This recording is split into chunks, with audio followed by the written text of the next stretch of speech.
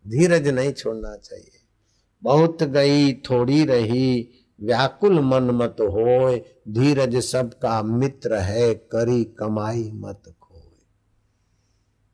तो भक्त को धैर्य और श्रद्धा कभी नहीं छोड़नी चाहिए।